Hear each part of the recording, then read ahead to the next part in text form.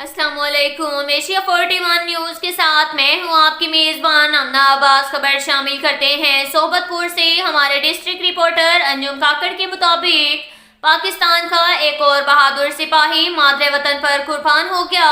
ضلع صحبت پور کی تحصیل مانجھی پور کا رہائشی ایف سی اہلکار عبدالرشید کھوسا پنجگور میں دہشت گردوں کی فائرنگ اور بم حملے سے جام شہادت نوش کیا۔ وہ پنجگور میں اپنی ڈیوٹی سر انجام دے رہے تھے۔ دہشت گردوں کے حملے میں جام شہادت نوش کی شہید کے جسد خاکی کو آبائی گاؤں لایا گیا۔ شہید عبدالرشید کی نماز جنازہ ان کے آبائی گاؤں شمس الحق میں ادا کی گئی۔ نماز جنازہ میں سوئی رائفل ایف سی 53 ونگ کے میجر عبدالرحمان اور ان کی ٹیم نے فوجی اعزاز کے ساتھ سلامی پیش کی اور علاقے کے معتبرین سیاسی سماجی قبائلی شخصیات اور پھروانی قبیلے کے معتبرین اور علاقے کے عوام نے نماز جنازہ میں کثیر تعداد میں شرکت کی۔ پورے فوجی اعزاز کے ساتھ شہید کو آبائی گاؤں کے قبرستان میں سپرد خاک کیا گیا۔ شہید کی تدفین کے وقت ماحول سوگوار ہو گیا اور ہر آنکھ اشکبار نظر آئی۔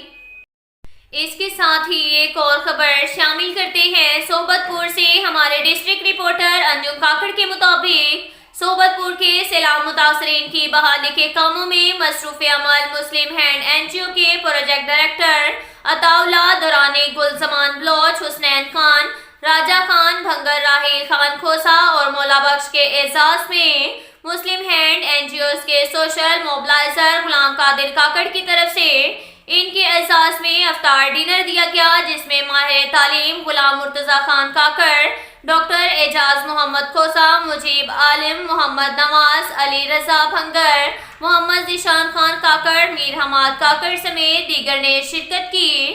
اس موقع پر عطا اللہ دورانی نے حاضرین محفل سے گفتگو کرتے ہوئے کہا کہ رمضان المبارک رحمتوں اور برکتوں والا مہینہ ہے۔